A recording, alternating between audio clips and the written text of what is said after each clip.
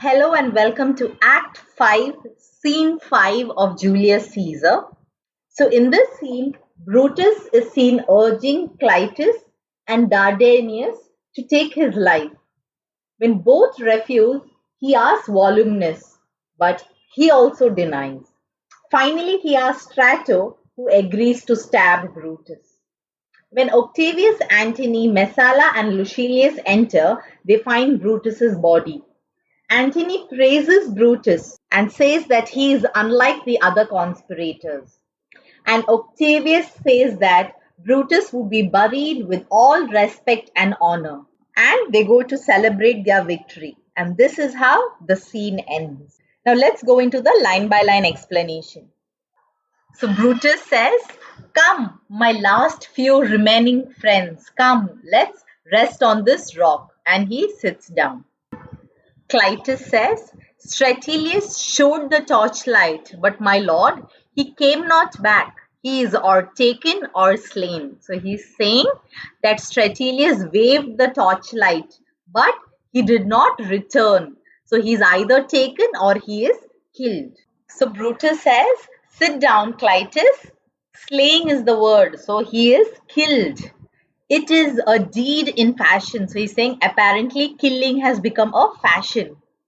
Now he says, "Hark thee, Clitus," means listen, Clitus, and he whispers something in his ears. So Clitus says, "What? I, my lord? No, not for all the world." So Brutus says, "Peace then, no words." So then, silence. Don't say anything. Clitus says, "I'll rather kill myself than do what you said." Then Brutus says, "Hark thee, Dardanius." So listen, Dardanius, and he whispers something in his ears. So Dardanius says, "Shall I do such a deed? How can I do that?" So Clitus says, "Oh, Dardanius." So Dardanius says, "Oh, Clitus." And they both step aside. So Clitus says, "What ill request did Brutus make to thee?" So he's asking Dardanius, "What awful request did Brutus make to you?" So Dardanius says, "To kill him, Clitus." Look, he meditates. So he is now thinking what to do. So Clitus says, "Now this noble vessel is full of grief." So this noble man, Brutus, is so full of sorrow that it spills over even in his eyes. So it is apparent even in his eyes. So Brutus says, "Come hither, good Voluminus, list a word." So he says, "Come here, good Voluminus, listen a minute." Voluminus says, "What says my lord?" "What is it, my lord?" So Brutus says, "Why this, Voluminus?" So he says, "Just this, that the ghost of Caesar hath appeared to me." So the ghost of Caesar appeared to me in two separate times by night. One at Sardis and the last time here, last night in Philippi. I know that my time has come. So Voluminus says, "Not so, my lord." "No, it hasn't, my lord." So Brutus says, "Nay, I'm sure of it, Voluminus." So he says, "Thou seest the world, Voluminus, how it goes." So you see the world just as how it is.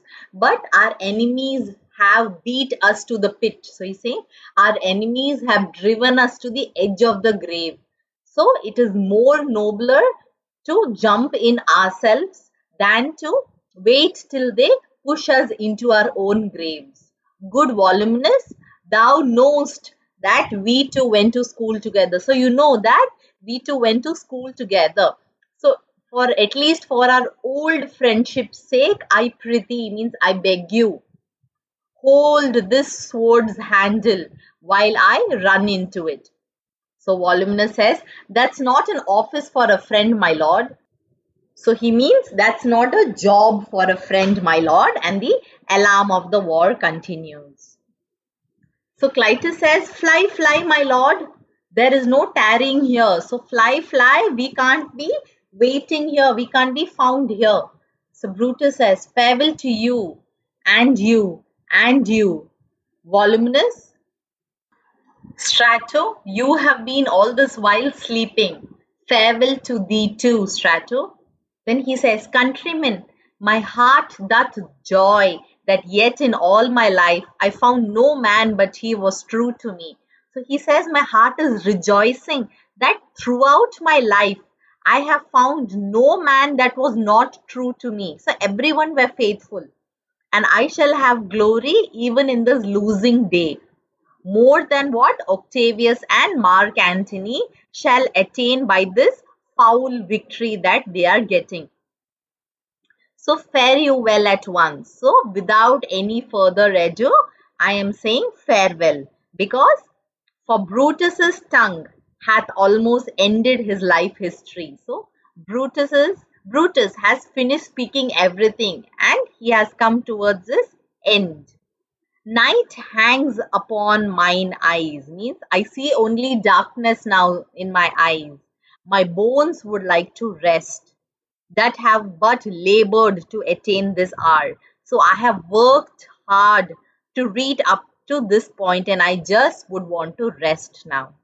And that is when an alarm rings and there is a cry saying, run, run, run.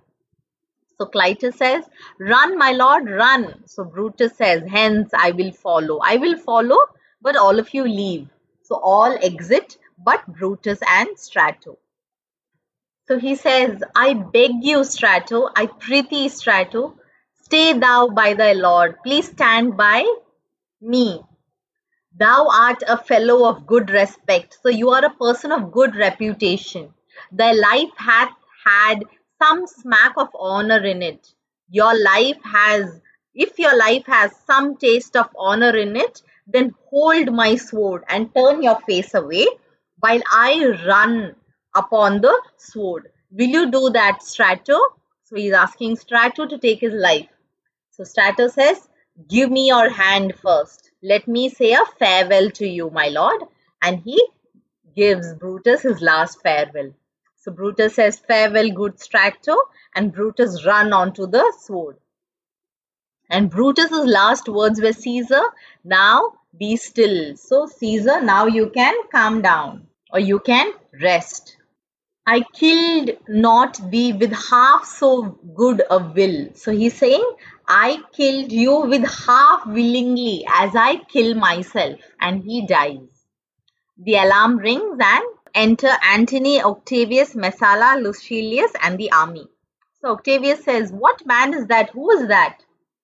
So Messala says, my master's man, Strato. Where is thy master? So he's my master's person. So Strato. So he's asking, where is Brutus? So Strato says he's free from the bondage that you are in, Messala. So he is free from the captivity that you are in, Messala. The conquerors can only make a fire of him. So they're saying they cannot do anything other than cremate his body. For Brutus only overcame himself. So Brutus triumphed over himself, and no man else hath honor by his death. So no man can gain honor by his death. So Lucilius says, so Brutus should be found. I thank thee, Brutus. So he's saying it is better that Brutus was found like this. I thank you, Brutus, that thou hast proved Lucilius saying true, that you have proved my prediction to be true.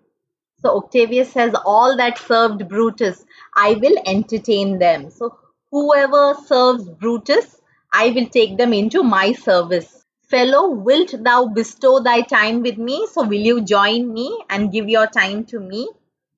So Strato says, yes, if Messala will recommend me to you. So Octavius says, then do that, good Messala. So Messala says, how did my master die, Strato? So Strato said, I held the sword and he ran into it. So Messala says, Octavius, then you take him, because he did the last service to my master, or the final service to my master. So this portion of Antony, this is important, so please pay attention. This was the noblest Roman of them all. So he's saying out of all the Romans, Brutus was the noblest. All the conspirators save only he. Okay, so all the conspirators acted only out of did that they did in envy of great Caesar. So he's saying all the conspirators acted only with jealousy out of great Caesar. He only in a general honest thought and common good of all made one of them. So it was only Brutus who acted honestly and for the general good of Rome. His life was gentle and the elements so mixed in him. So he was saying that the life of Brutus was gentle and all the traits that Brutus has is mixed so well in him that nature might stand up and say to all the world that this was a man. So here Antony is praising Brutus, saying he is unlike all the other conspirators who only acted out of jealousy for great Caesar's power, but it was only Brutus who thought about the general good of Rome and he acted accordingly. So Octavius says, according to his virtue, let us treat him with all respect and let's perform all the rites that should be done during burial. Within my tent his bones tonight shall rest. So he will be placed in my tent today, most like a soldier ordered honorably. So he shall be treated honorably, just like a soldier. So call the field to rest. So tell the armies to rest and let's away. So let's go home to part the glories of this happy day, to share the glories of this happy day. And they all exit. So this is the end of Julius Caesar, and I had a wonderful time teaching all of you all the 5 acts. Study well. I will pray that each one of you get the score that you desire. All the very best and God bless you. Thank you so much.